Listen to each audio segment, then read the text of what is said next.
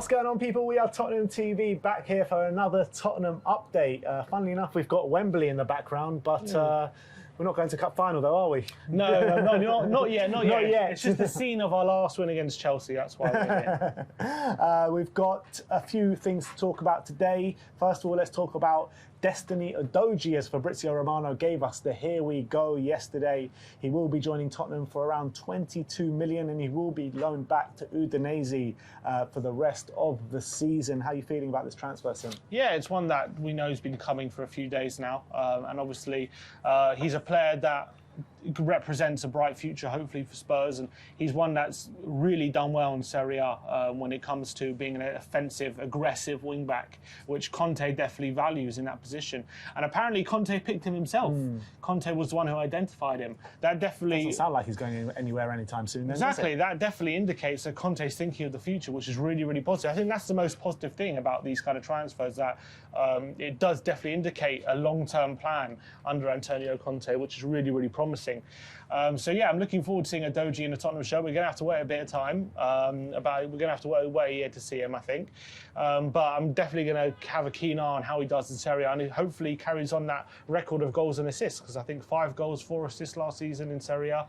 If you want to check out his every goal and assist he scored last season, it's right now live on our YouTube channel, so go check that out right now. But yeah, it's a super exciting signing.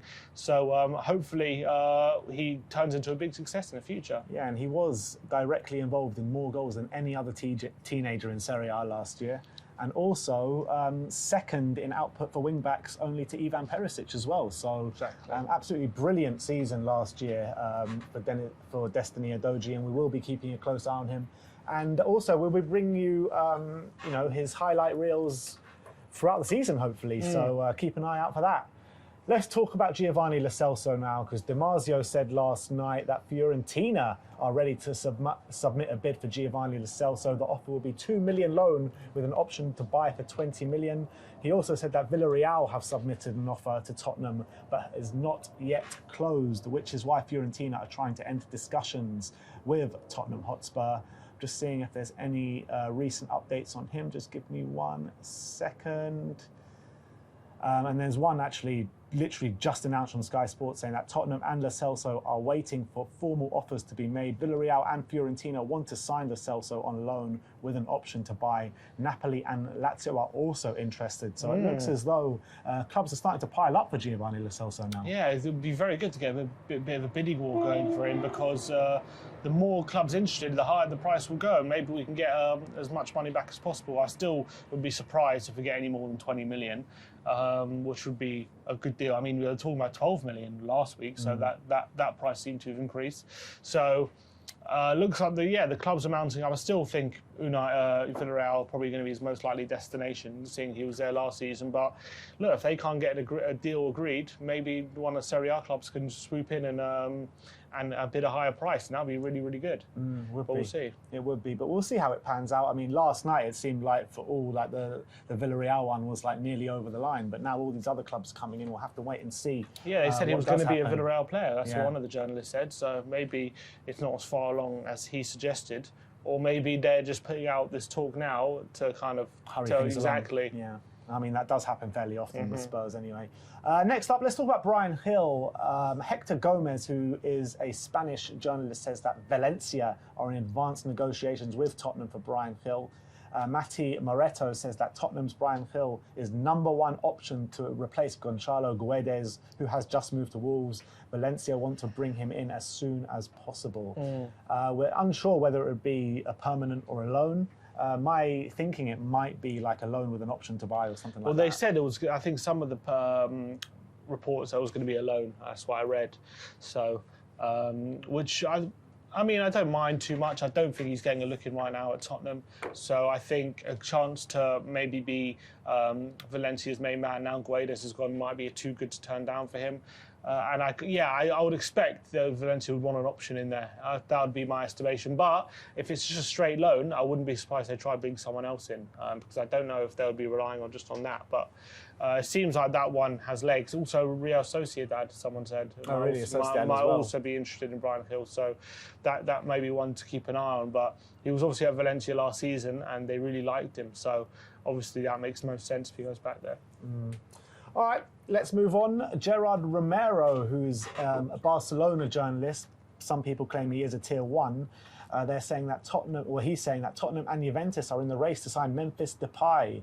And it seems as though there has been a few reports about Memphis Depay over the past few days. Some people linking him to Chelsea, but Gerard Romero says that Tottenham and Juventus are in the race. How viable do you think this one? Do you think this is one that we might pull the trigger on? I don't think we sign him and Zaniolo. I think we'll probably go for one of them. And what makes more sense to you? I think Zaniolo makes more sense to me in terms of the profile, in terms of where he fits in. Depay can also play up top, which definitely helps. Zaniolo can't quite do that, but I just think in terms of competition for places and the character and maybe the structure of the deal, I think Zaniolo, and the age profile as well of the player, I think Zaniolo makes more sense, especially as well. Conte and Paratici know him better. I think they want him more as well.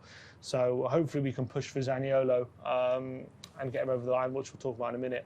But Depay, look, if we do end up with Depay, I think that could be potentially a very astute signing. There's a few things about Depay that people aren't happy about in terms of attitude and ego and stuff like that. How do you think that will kind of affect the squad? Yeah, I mean, I think it's a fair concern. I think he does have a big ego about him, and I think if he's not getting the game time, he does have the risk of causing trouble in the dressing room. I do think there is a potential for that, but if we can keep him under control, he could be a very valuable asset, because I think he's really strong. I think he's got a really good finish on him. He's got decent pace. He's got good quality. So if he's like a kind of a tiger you can tame, then it might be worth taking a risk. But it is a risk. You've got to make sure you know that before you sign him. And obviously injury risk as well, because he has had his injury problems in the past. But let's move on to the last story of the show, and it's about Nicolo Zaniolo, as Gary Jacob from The Times says that Tottenham have had a loan offer with 20 million obligation to buy rejected for Zaniolo, and this one is right out the Daniel Levy playbook, isn't it? That's a classic first offer from Daniel Levy. Honestly, that is just so typical Levy. 20 million was never going to get him. I never believed that. A loan with an obligation of 20 million, it's going to have to be at least, I would say in terms of pounds, probably 40 million. I would say 35 to 40, probably 35 to 40. So they're going to have to up that. I don't think we've heard the last of this deal, but we're going to have to up that bid, in my opinion, if we're going to get him through the door. Yeah, do you think that it is a deal that we potentially will get over the line? Because it doesn't seem like Jose Mourinho particularly wants to get rid of him. Yeah, I think, and especially because we're Tottenham, I think for sure Mourinho probably has even more incentive to make this deal as hard as possible. I wouldn't be surprised if he makes it really, really difficult. And to be fair, in pre-season, he's looked very impressive for Roma, and he was a big player for them in the Conference League last season. So I'm sure he wouldn't want to let him go. But they have signed, Dybala and Wijnaldum and Belotti now, so it's not like they're struggling for options. So maybe it is a case of playing the waiting game and getting the right deal. I do think there's a deal to be done there if we really want it to happen, but it's just about finding that right price. And there was actually a picture surfacing on social media yesterday of Japhet Tanganga's agent at the Roma training ground. Do you reckon, we could use Tanganga as maybe a make-weight? Potentially. Obviously, Mourinho knows him well and he's the one who gave him his chance. So maybe that is definitely one which could interest them, but I don't know how much. Depends how much they value him as. If we can include that in the deal, maybe we chuck him back on loan to Roma, and maybe that could be something. But I wouldn't be surprised if that's something we look at. I reckon Tottenham would definitely push for it, but it's whether Roma want it as well.